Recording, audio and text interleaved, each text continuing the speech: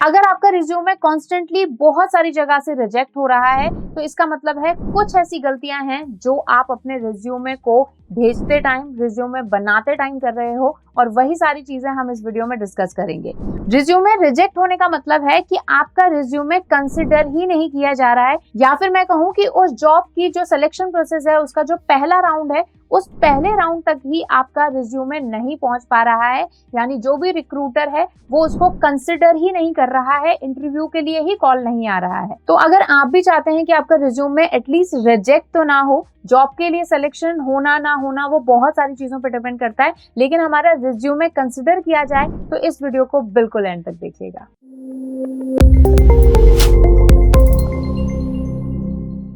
Hello everyone, I Harmeet welcome you all on WS Cube Tech channel. So आज हम कुछ ऐसी गलतियों की बात करेंगे, कुछ ऐसी मिस्टेक्स की बात करेंगे जो कि हो सकता है आप अपने रिज्यूमे को सेंड करते टाइम या अपने रिज्यूमे को बिल्ड करते टाइम कर रहे हैं। सो आप मेक श्योर करेंगे कि आपसे वो गलतियां ना हो। सबसे पहली गलती, रेलेवेंसी। देखिए, हो सकता है कि आप अपने प्रोफेशन में जो भी काम आप अभी कर रहे हैं, जो भी जॉब आपका एक्सपीरियंस रहा है, आपकी स्टडीज रही हैं, उसमें आप बहुत ही ज्यादा माहिर हैं, लेकिन जिस जॉब के लिए आपने अप्लाई किया है वो जॉब के लिए आपका रिज्यूमे रेलेवेंट नहीं है। जैसे for example, I am from digital marketing stream और एक पोजीशन निकली वेब डेवलपमेंट की और मैं उसके लिए अप्लाई कर रही हूँ, तो ऑब्वियस सी बात है कि रिज्यूमे हमारा रिजेक्ट हो जाएगा। अब यहाँ पर आपको मेक श्योर करना है कि कैसे आप उस रिलेवेंसी को बिल्ड कर पाएं। तो देखिए, अगर आप वेब डेवलपमेंट में अप्लाई कर रहे हैं तो कहीं ना कहीं आपको थोड़ा बहुत नॉलेज तो होगा, तभी आप कर रहे हैं। कहीं ना कहीं वो जो जॉब का डिस्क्रिप्शन है, जो जॉब की रिस्पॉन्सिबिलिटीज है, आप उनको कर पाएंगे, इसीलिए आप कर रहे हो। तो अब आप रिलेवेंट कैसे करेंगे कि अपने रिज्यूमे को उस जॉब के अकॉर्डिंग टेलर करेंगे। टेलर मतलब उसको फिल्टर आउट करेंगे, उसमें कुछ चीजें ऐड करेंगे, कुछ चीजें हटाएंगे। अब आपको फोकस उस एरिया में करना है आपके रिज्यूमे के अंदर जहां पर वेब डेवलपमेंट का जिक्र किया गया है। जैसे भाई, डिजिटल मार्केटिंग सीखते time I used to do the SEO, और SEO के अंदर वेब डेवलपमेंट का बेसिक्स मैंने पढ़ा था, तो वहां से मुझे इंटरेस्ट आया। So I learned the HTML, then मैंने थोड़ा CSS सीखा, और अभी I am working on some projects, not advance level पर बट मैं बेसिक लेवल पे कर रहा हूँ, but I am a quick learner, तो मैं साथ साथ में चीजें सीख भी रहा हूँ। और I want to apply for this job, क्योंकि ये एक सीनियर लेवल की पोजीशन नहीं है, ये एक जूनियर लेवल की पोजीशन है, so that I can work as a junior web developer और meanwhile I can learn also। तो थोड़ी बहुत भी रेलेवेंसी आप यहाँ पर ड्रैग करने की कोशिश करेंगे। बस एक चीज याद रखिएगा, आपको झूठ नहीं बोलना है, और यही है आपकी सेकंड टिप अपने रिज्यूमे को बिल्ड करते टाइम। कई बार हमें ऐसा होता है कि हम अपने रिज्यूमे में कुछ ना कुछ लाए करते हैं, यानी कुछ ना कुछ झूठ बोलते हैं, ठीक है, कोई ना कोई चीज को हम फेर बदल करते हैं, लेकिन वो जो चेंज हो वो ऐसा चेंज हो या फिर इतना माइनर चेंज हो कि आपकी जो जॉब डिस्क्रिप्शन है, जॉब रिस्पॉन्सिबिलिटीज हैं, उस पर बहुत ज्यादा फर्क ना पड़े। तो किसी भी टेक्निकल चीज के लिए कभी भी आपको झूठ नहीं बोलना है। जैसे फॉर एग्जांपल, आप वहां पर बोल के आ गए कि भाई मुझे पाइथन बहुत अच्छे से आती है, और जब फिर आपका मान लो इंटरव्यू हुआ या फिर इंटरव्यू में सिलेक्शन भी हो गया लेट्स से, और फिर उसके बाद में जब आपको उससे रिलेटेड काम आएगा तो आप नहीं कर पाओगे, और पाइथन इज नॉट कि लाइक आप एक दिन में सीख लोगे, ठीक है। वहीं आप झूठ नहीं कह रही, मैं ये कह रही हूँ कि आप कैसे अपने रिज्यूमे को मैनिपुलेट कर सकते हो कि आप वहां पर लिख सकते हो भाई I have good management skill, ठीक है। तो जब तक आपके पास मैनेजमेंट स्किल आएंगे, क्योंकि जाते ही आपको कोई मैनेजमेंट स्किल तो देगा नहीं, लेकिन हाँ, अगर आप मैनेजरियल पोजीशन के लिए कर रहे हो तो मैनेजमेंट स्किल्स में कभी भी मत लिखना if you don't have the experience. उसके अलावा आप लिख सकते हो भाई जैसे मुझे बेसिक MS ऑफिस आता है, तो MS ऑफिस हाँ, आप 1-2 दिन अगर आप उस पर प्रैक्टिस करोगे तो आप सीख सकते हो। तो ऐसी चीजों में आप थोड़ा सा मैनिपुलेट कर सकते हो, बट टेक्निकल चीजों में कभी भी नेवर एवर डू दैट, ठीक है। क्योंकि अगर मान लो आपका रिज्यूमे एक्सेप्ट भी हो जाता है तो भी आप पहले ही राउंड में बाहर कर दिए जाओगे, जब उनको पता चलेगा कि जिस पर्सन को हमने सेलेक्ट किया है इस पर्टिकुलर टेक्निकल स्पेसिफिकेशन के बेसिस पर, वही उसके पास नहीं है। तीसरी चीज बहुत ही माइनर चीज है, लेकिन ये बहुत ज्यादा इफेक्ट करती है, that is grammatical mistakes. So make sure करो कि आपके रिज्यूमे में चाहे आप कोई पैराग्राफ लिख रहे हो, डिक्लेरेशन लिख रहे हो, कोई भी अपना एजुकेशन बैकग्राउंड लिख रहे हो, एक्सपीरियंस लिख रहे हो, मेक श्योर करो उसको प्रूफ रीड करो, उसको बहुत सारे टूल्स पर जाकर, ग्रामरली पर जाकर, क्विल बोर्ड पर जाकर वहां पर आप चेक भी कर सकते हो कोई ग्रामेटिकल मिस्टेक या कोई स्पेलिंग मिस्टेक तो नहीं है। सो मेक श्योर करो ये गलती आपसे ना हो, क्योंकि यहीं से ही रिक्रूटर को पता चल जाएगा कि आप में बिल्कुल भी प्रोफेशनलिज्म नहीं है।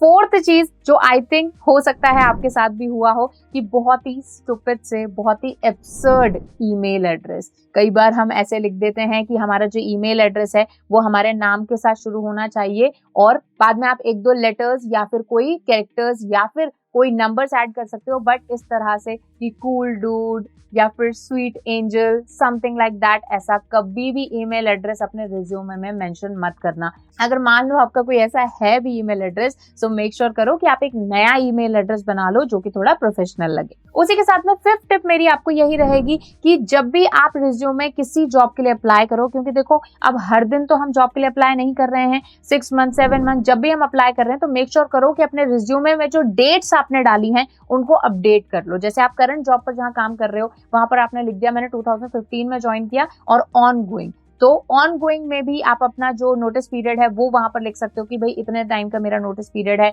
या फिर ये जो जॉब है ये मैंने उस टाइम ड्रॉप कर दी थी। या फिर अगर मान लो आप अभी, जैसे मान लो 2015 में आपने जॉब ज्वाइन करी, 2018 में वो जो जॉब छोड़ के आपने जो है कोई नई जॉब कर ली और आपके जो रिज्यूमे के अंदर 2018 तक ही हिस्ट्री दिखाई दे रही है, तो ऐसा आपको नहीं करना है। अभी जो आप कर रहे हो वो भी आपको एक्सप्लेन करते चलना है। कोई छोटे मोटे प्रोजेक्ट्स भी आपने ऐड किए हैं तो नई डेट के साथ में या फिर अपडेटेड आपकी जो डेट्स हैं वो आपके रिज्यूमे में होनी चाहिए। उसी के साथ में नेक्स्ट टिप है मेरी, that is misleading information. Misleading information यानी कोई ऐसी इन्फॉर्मेशन जो देखते ही पता चल रहा है यार दिस इज फेक, चाहे अब मैं वो एजुकेशनल बैकग्राउंड की बात करूं, चाहे मैं वो एक्सपीरियंस की बात करूं, चाहे मैं कोई आपकी एकेडमिक अचीवमेंट की मैं अगर बात करूं, जैसे कि फॉर एग्जांपल मेरे को इतने लाखों की स्कॉलरशिप मिली है, या फिर मैं स्कूल में मेरा ये था, मैं नेशनल खेला हुआ हूँ, गोल्ड मेडलिस्ट हूँ, मतलब अगर है तो लिखिए डेफिनेटली, ठीक है, और साथ में पॉसिबल हो तो कुछ सर्टिफिकेट वगैरह भी इतने बड़े लेवल का आप लगा सकते हो, लेकिन अगर ये चीजें नहीं है तो इतना ज्यादा एग्जीग्रेट करने की इनको जरूरत नहीं है। उसी के साथ में नेक्स्ट चीज, और आई थिंक गाइज ये बहुत ही इंपॉर्टेंट चीज है, इसको ध्यान से सुनना,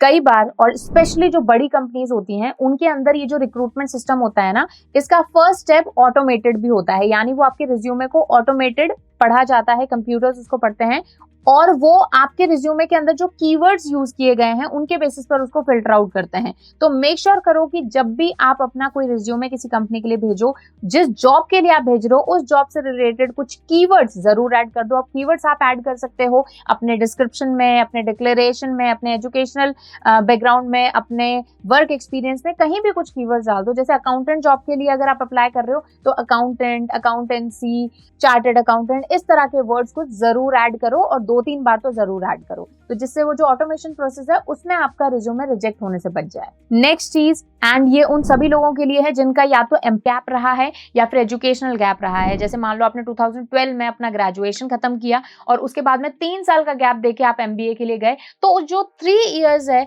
उसको एक्सप्लेन करना बहुत ज्यादा जरूरी है, क्योंकि अगर आपके रिज्यूमे में कोई अनएक्सप्लेन्ड गैप है तो आपके रिज्यूमे के रिजेक्ट होने के चांसेस बहुत ज्यादा बढ़ जाते हैं। तो अगर आपने कहीं भी 3 इयर्स का, 1 ईयर का, 6 मंथ का गैप लिया है, चाहे एम्प्लॉयमेंट में, यानी एक जॉब आपने 2015 में करी, उसके बाद से 3 साल तक आपने कोई जॉब नहीं करी, 2018 में आपने दूसरी जॉब ज्वाइन करी, तो वो 3 साल का गैप जरूर मेंशन किए कि उस टाइम आपने क्या किया। या तो आप किसी स्किल को डेवलप कर रहे थे, या फिर आप कुछ सीख रहे थे, कुछ कोर्स कर रहे थे, या कुछ आप पर्सनल प्रोजेक्ट्स पे काम कर रहे थे, पर्सनल लाइफ में एंजॉय कर रहे थे, कुछ भी है आपको वहां पर एक्सप्लेन करना बहुत ही ज्यादा जरूरी है। उसी के साथ में आपकी नेक्स्ट टिप ये है कि हमेशा जब भी आप कोई वर्क एक्सपीरियंस दिखा रहे हो तो अपने एम्प्लॉयर को जरूर वहां पर एक्सप्लेन करो। अपने एम्प्लॉयर मतलब जो भी आपका प्रीवियस एम्प्लॉयर है उसको मेंशन करना जरूरी है कि XYZ कंपनी के लिए मैंने काम किया, XYZ ऑर्गेनाइजेशन के साथ मैंने काम किया, अगर कोई मैंने प्रोजेक्ट किया है तो वो उस पर्टिकुलर XYZ कंपनी के साथ किया। क्योंकि मान लो आपने कहीं लिख दिया मुझे अकाउंटेंसी में 5 साल का एक्सपीरियंस है,